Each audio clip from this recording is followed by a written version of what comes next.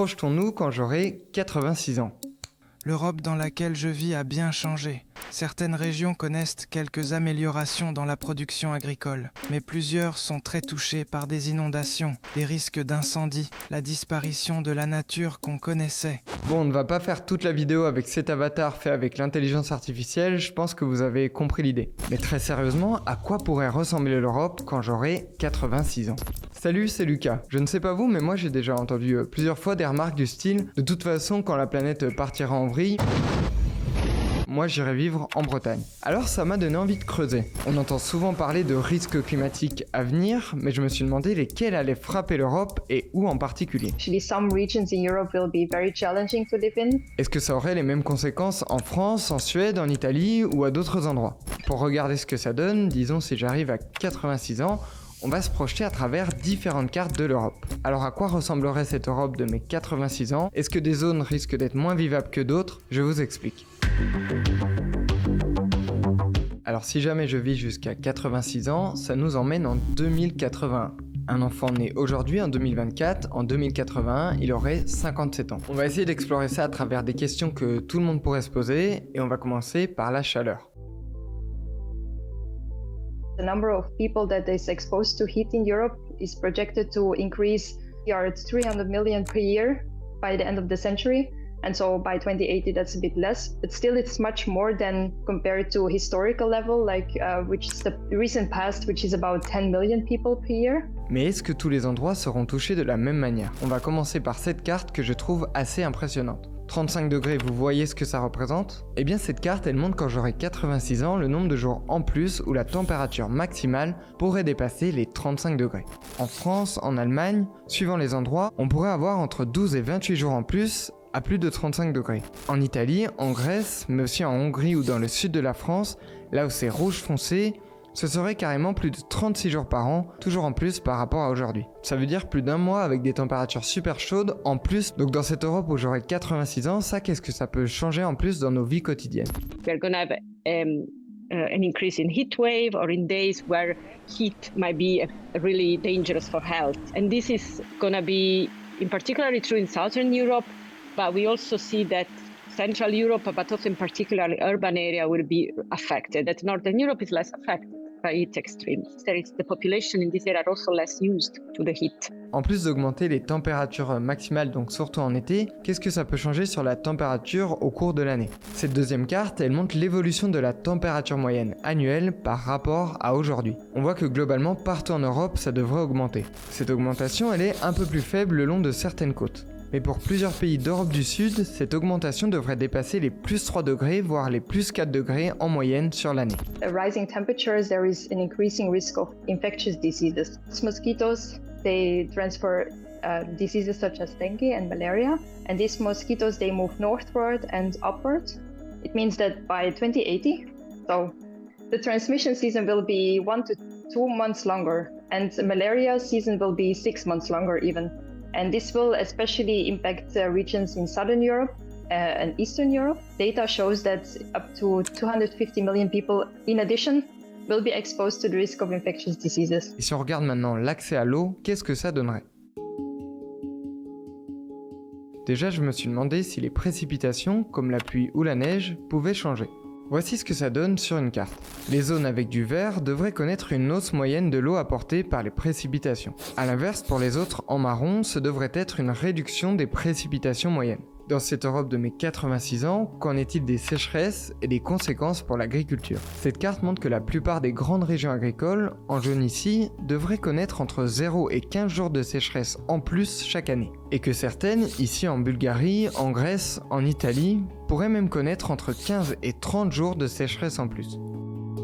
Those risks, they actually bring several impacts, such as impact for biodiversity, and also droughts can impact crop production. And again, this is very relevant for Southern Europe. Selon ce rapport, la chaleur et les sécheresses, elles devraient entraîner d'importantes pertes de production agricole dans la plupart des régions européennes. Mais un peu plus au nord, dans des pays qui vont être un peu plus épargnés par des sécheresses et où le climat va devenir moins froid, moins rude l'hiver, est-ce que ces nouvelles conditions peuvent favoriser l'agriculture ? What we can see is in Northern Europe, with rising temperatures, some crops become more productive. So indeed, yields can increase in Northern Europe for specific types of crops. Attention, le rapport dont je vous parlais tout à l'heure explique que ces gains potentiels en Europe du Nord ne compenseront pas les pertes dans le reste de l'Europe. Autre conséquence, des pénuries d'eau devraient toucher les 2/3 de la population d'Europe du Sud.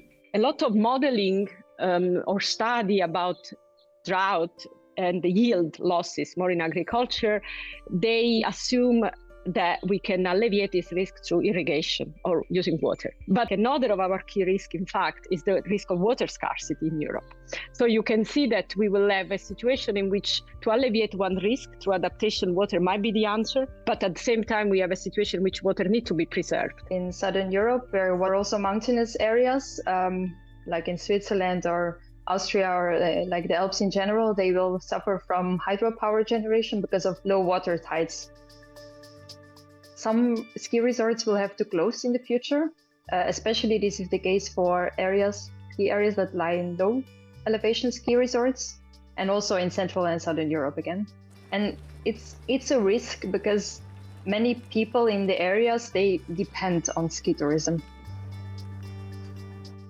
Avant de regarder ce que ça peut donner pour d'autres risques et notamment les inondations, il faut faire 2 précisions. Pour cette vidéo, j'ai regardé uniquement ce que ça pourrait donner pour les risques dus au climat. Bien sûr, ce ne sont pas les seules choses qui peuvent affecter les conditions de vie à un endroit ou à l'autre d'ici mes 86 ans. On peut imaginer qu'à côté, il pourrait y avoir d'éventuels conflits ou pandémies, ou alors des régressions ou des progrès sociaux, économiques ou techniques qui changeront pas mal de choses. Et comme les risques climatiques qui sont liés à des phénomènes physiques, je trouvais ça intéressant de voir ce que ça donnait concrètement en Europe. Deuxième chose, comme vous, j'ai pas de boule de cristal, alors je me suis tourné vers des scientifiques qui ont travaillé sur le sujet. Si vous souhaitez en savoir plus sur les chiffres ou les cartes que je vous donne, je vous mets tous les liens sous la vidéo YouTube. Reprenons donc le fil. Si j'arrive à 86 ans, comment ont évolué les risques d'inondation ?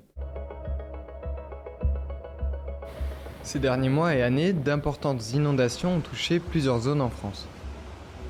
Et c'est aussi le cas dans d'autres pays européens comme la Belgique ou l'Allemagne. Toujours selon ce même rapport, en Europe, les dommages et les personnes touchées par ces catastrophes pourraient doubler.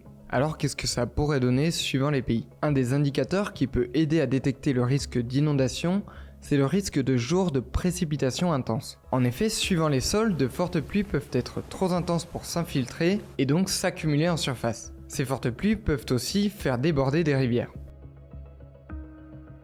Prenons cette carte, elle montre que les précipitations intenses pourraient augmenter de 20 à 25% dans plusieurs endroits. Et cette fois, c'est des zones en Europe centrale et en Europe du Nord qui devraient être davantage touchées. We will expect more frequent and more intense pluvial floods. Wherever you have area by the river, where the river is not properly managed, you might always have a risk of, inundation. À côté de ça, il y a aussi des risques qui peuvent toucher les zones côtières. The annual expected damage from coastal flooding in EU member states has been projected to increase to 1 trillion euro per year by 2100.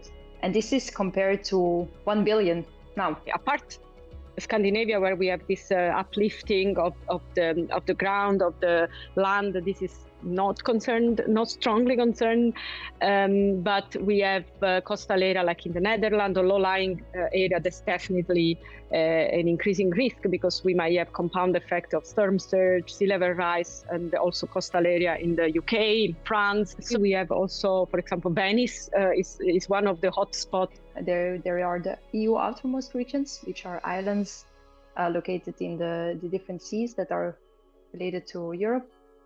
And those are also at risk from climate change because of hurricanes, because of sea level rise. On va regarder ce que ça peut donner pour les incendies, mais avant ça, il faut préciser que tous ces risques ne nous touchent pas toutes et tous de la même manière. Certaines personnes peuvent être beaucoup plus vulnérables en fonction de leur lieu de vie, de leur âge ou encore de leur niveau de précarité par exemple. So if you have the possibility to escape to I don't know, to a cooler area in the mountains, or for example, you have the possibility to have a house which is better protected from the heat or from the flood, then certainly you are less at risk.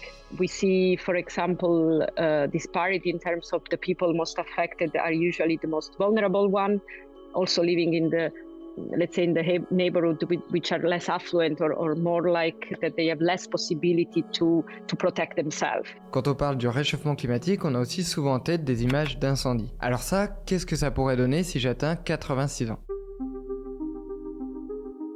Alors bien sûr, il faut bien quelque chose pour allumer un feu de forêt. En France par exemple, ça peut être la foudre, mais c'est le plus souvent dû à des actions humaines, qu'elles soient volontaires ou non. Ça fait que bien sûr on ne peut pas prévoir le nombre précis de feux qu'il va y avoir à l'année de mes 86 ans. Climate change equal to forest fire is not really something that we can connect directly. What we can say, we see that we are going and we already have more fire weather.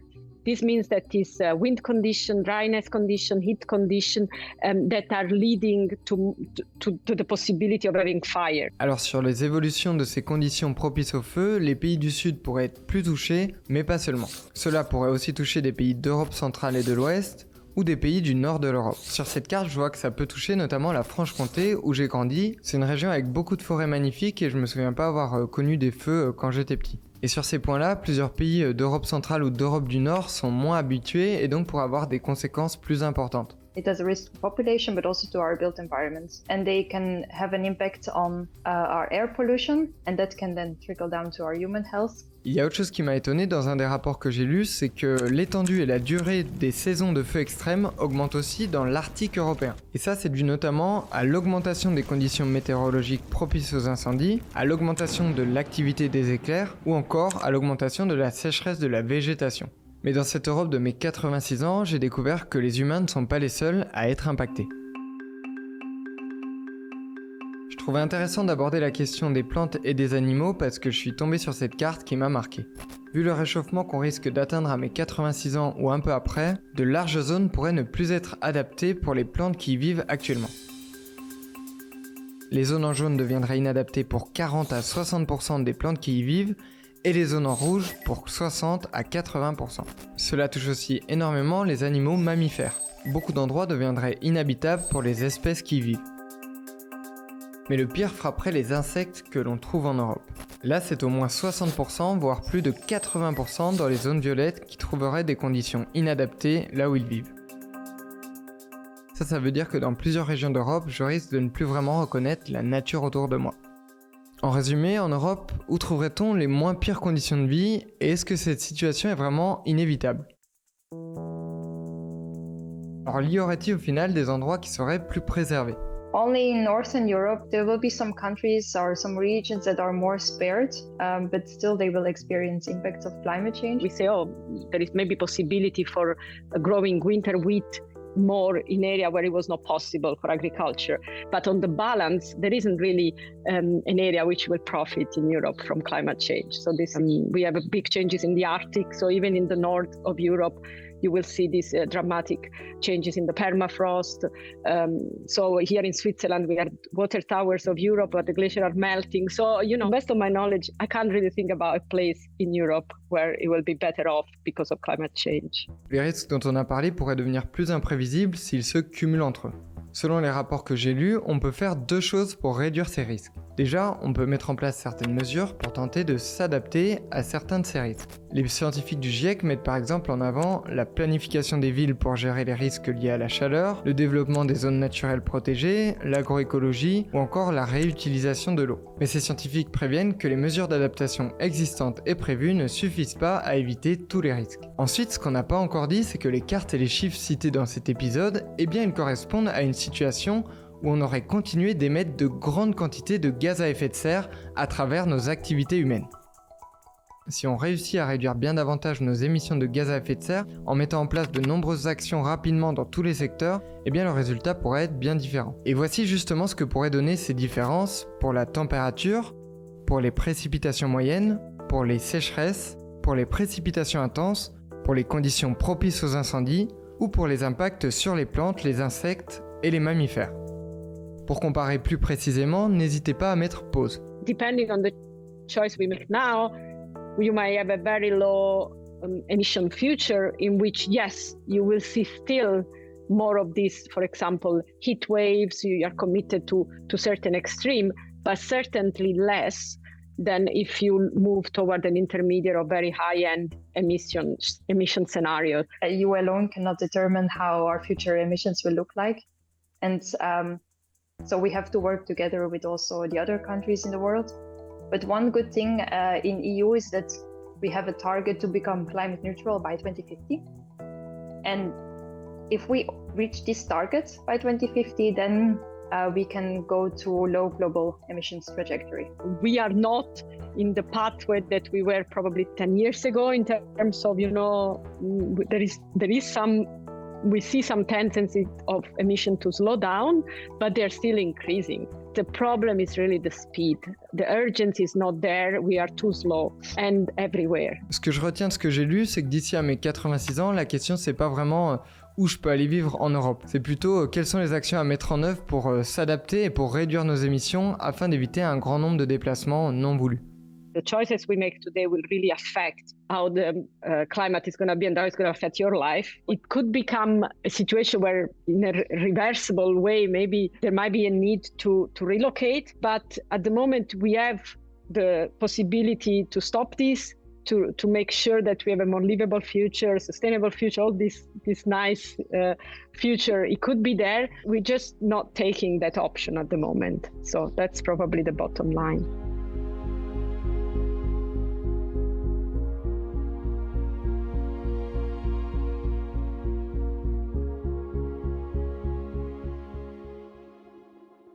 J'espère que cet épisode des Doc Nature vous aura intéressé. Si c'est le cas, n'hésitez pas à me le dire en commentaire ou à mettre un like sous la vidéo. Là, on a regardé pour l'Europe, mais bien sûr, c'est pas la seule région qui va être touchée par le réchauffement climatique et les conséquences vont être même bien pires dans d'autres régions. Peut-être que vous vous demandez pourquoi 86 ans précisément. En fait, dans les cartes que j'ai étudiées, pas mal commençaient en 2081 et donc j'ai trouvé que c'était un point de référence qui pouvait être intéressant. Comme souvent, voici autre chose qui m'a marqué dans les interviews.